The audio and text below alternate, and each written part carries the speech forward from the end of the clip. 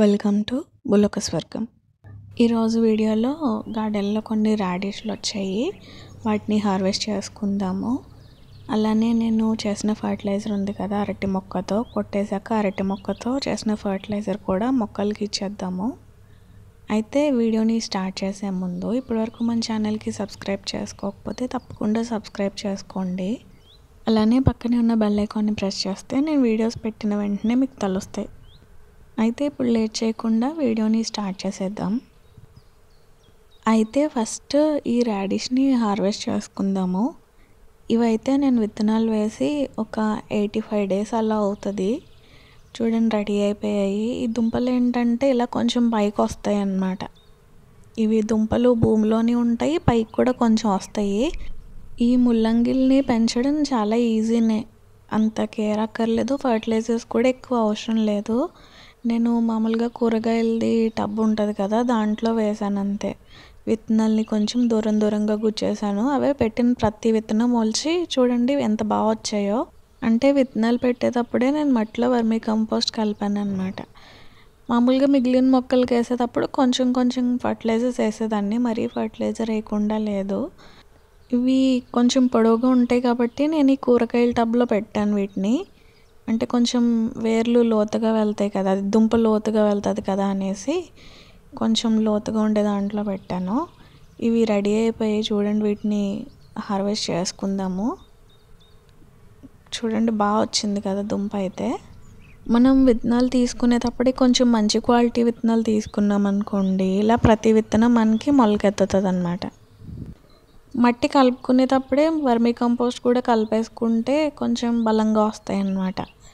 చూడండి నేను ఈ చిన్న దాంట్లోనే చాలా పెట్టేశాను, అందుకనే ఇంకా లావు ఊరుతాయి మామూలుగా అయితే, అందుకనే అంత లావు ఊరలేదు.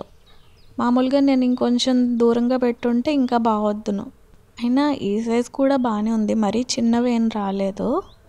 చూడండి మొత్తం అన్నీ తీసేసాను, ఒక 10 వరకు వచ్చాయి. ఈ ముల్లంగి దుంపల్ని చాలా ఈజీగా పెంచేసుకోవచ్చు, పెద్దగా పెస్ట్ అటాక్ కూడా ఏమి ఉండదు. నేను విత్తనాల కొట్టు నుంచి విత్తనాలు తెచ్చేసి ఇలా దూరంగా పెట్టేశాను అంతే. ఇంకా మళ్ళీ మార్చడం, దగ్గరగా వచ్చినాయి అని మార్చడం కూడా నేనేం చేయలేదు. కానీ చూడండి ఎంత బాగా వచ్చాయో. ఇప్పుడు ఈ ఫర్టిలైజర్ని పువ్వుల మొక్కలకి ఇచ్చేద్దాము. ఇదేంటంటే నేను 1 week బ్యాక్ తయారు చేశాను కదా, అరటికాయ చట్నీ కొట్టేశాక ఆ చట్నీ ముక్కల కింద చేసి అందులో ఇంకా బెల్లం అవన్నీ వేసి కలిపాను కదా, ఇది నేను ఎలా చేశానో కావాలంటే లింక్ డిస్క్రిప్షన్లో ఇస్తాను, చెక్ చేయండి. అందులో చాలా వేసాను అందుకనేసి. ఇది చేసి 1 week పైనే అవుతుంది, కానీ చూడండి అసలు ఒక్క పురుగు కూడా లేదు, అసలు పురుగులే పట్టలేదు అన్నమాట. కానీ ఎందుకు లేట్ అయిపోయిందంటే ఒక 3 రోజులు వర్షాలు వచ్చాయి, తుఫాన్ ఎఫెక్ట్ అన్నమాట. అందుకనేసి ఇంత తుఫాన్లో వేసిన వేస్ట్ కదా, వర్షానికి పోతుంది అనేసి అలా ఉంచేసి ఇప్పుడు వేస్తున్నాను నేను. దీన్ని డైరెక్ట్గా వేసేయకూడదు, ఇలాగా నీళ్ళల్లో కలుపుకోవాలన్నమాట. నేను ఒక బకెట్ నీళ్ళకి 2 మగ్గులు కలిపాను. అంటే ఇన్ని రోజులు ఉండిపోయింది కదా, చాలా స్మెల్ వచ్చేస్తుంది, భయంకరంగా వాసన వచ్చేస్తుంది. కానీ మంచిదే, మొక్కలకి చాలా మంచిది. మరి ఎక్కువ రోజులు ఉన్న మళ్ళీ స్మెల్ వస్తుంది. కానీ పురుగులు అయితే ఒక్క పురుగు కూడా రాలేదు. అంటే మరి గోమూత్రం అది యాడ్ చేసాం కదా, అందుకనేసి పురుగులు అయితే రాలేదు. దీన్ని మొక్కలకి వేస్తున్నాను. అయితే నేను ఓన్లీ ఫ్లవరింగ్ ప్లాంట్స్కి వేస్తున్నాను. అంత చేసినా అది నా మొక్కలన్నిటికీ సరిపోలేదు. అంటే మనకి కొంచెం మొక్కలు ఎక్కువ కదా, అందుకనేసి ఓన్లీ ఫ్లవరింగ్ ప్లాంట్స్కే వేస్తున్నాను. తర్వాత మళ్ళీ ఇంకొక ఫర్టిలైజర్ చేస్తాం కదా, అది కాయల మొక్కలకి వేద్దాం, ఫ్రూట్ ప్లాంట్స్కి, వెజిటబుల్ ప్లాంట్స్కి వేద్దాం అనేసి ఇప్పుడు ఓన్లీ పువ్వుల మొక్కలకే వేస్తున్నాను. ఈ బంతి మొక్కలు మొన్న నేను 20 రూపీస్కి కొన్నాను కదా, అవి చూడండి అన్నీ నాటేసుకున్నాయి. ఇందులో మరి కొన్ని ఎక్కువ మొక్కలు ఉన్నాయి కదా, అందుకనేసి కొంచెం ఎక్కువ వేస్తున్నాను అన్నమాట. మొక్కలకి ఇలా ఎరువులు ఒకటి వేస్తే సరిపోదు, ఎందుకంటే మనం ఇచ్చిన ఎరువుల్ని అది దానికి కావాల్సిన ఆహారంగా చేసుకోవాలంటే మొక్కకి ఎండ కావాలి కదా. ఇప్పుడు అసలే వింటర్ కాబట్టి ఎక్కువ ఎండ తగలదు, అందుకనేసి నీళ్ళలో ఉండే మొక్కలు ఏమన్నా ఉంటే ఎండలోకి మార్చుకోవాలి, కొంచెం ఎండ తగిలే ప్రాంతంలోకి మార్చుకోవాలి. అప్పుడే వాటికి ఎండ తగిలి అది ఫోటోసింథసిస్ చేసుకోగలుగుతుంది అన్నమాట. అదే కిరణ జన్మ సంయోగ క్రియ చేసుకోగలుగుతుంది.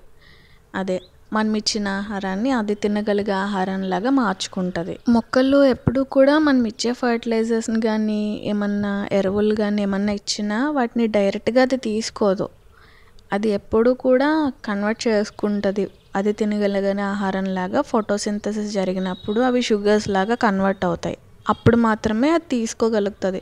అందుకనేసే మొక్కకి ఎండ చాలా అవసరం.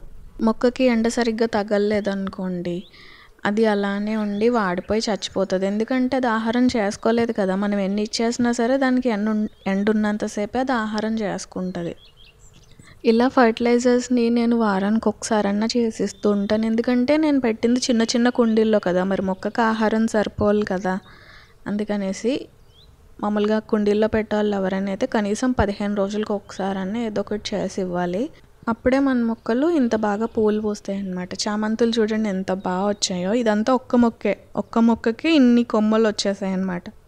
చూడండి అది ఒక్కటే కొమ్మ, దాని నుంచి ఇవన్నీ ఎక్కువ బ్రాంచెస్ వచ్చి ఎక్కువ పువ్వులు పూసాయి అన్నమాట. అంటే పించింగ్ చేసుకోవాలి చామంతుల్ని, అప్పుడే ఇలాగా గుబురుగా వచ్చి ఎక్కువ పువ్వులు పూస్తాయి. ఈ మొక్కను నేను కొమ్మలతో పెట్టాను. ఒక్క కొమ్మే తీసుకొచ్చి గుచ్చాను అనమాట. వేరే వాళ్ళ దగ్గర ఉంటే చిన్న కొమ్మ తీసుకొచ్చి గుచ్చాను. ఎందుకంటే ఈ ఫ్లవర్స్ చూడండి, ఈ పెటల్స్ ఉన్నాయి కదా, రేఖలు, పువ్వుల రేఖలు డిఫరెంట్గా ఉంటాయి. మిగిలిన చామంతుల్లో ఉండవు. ఈ వెరైటీ నేమ్ స్పూన్స్ అనమాట. చూడండి స్పూన్లా ఉంటాయి వీటి రేఖలు, పువ్వు రేఖలు స్పూన్స్లో ఉంటాయి. అందుకనేసి వీటిని స్పూన్స్ అంటారు. ఇది నేను ఒరిస్సా నుంచి తెచ్చాను. ఈ కొమ్మ అక్కడ ఉంటే ఒకళ్ళ ఇంటి దగ్గర అడిగి తీసుకొచ్చాను. అక్కడ ఉన్నప్పుడేమో ఇది వంగపూ రంగులో పూసేవి. ఇక్కడికి మన ఆంధ్రాకి తీసుకొచ్చి వేసాక ఇలా వైట్ కలర్లో వస్తున్నాయి. మేబీ క్లైమేట్ వల్లేమో, మరి అక్కడ క్లైమేట్ కొంచెం కూల్గా ఉంటుంది కదా, మనతో పోల్చుకుంటే ఒరిస్సాలో చల్లగా ఉంటుంది. అందుకనేసి అక్కడ అలాగా పూసేవేమో లైట్ వంగపూ కలర్. ఇక్కడికి వచ్చాక మాత్రం ఇలా వైట్ కలర్లోనే వస్తున్నాయి.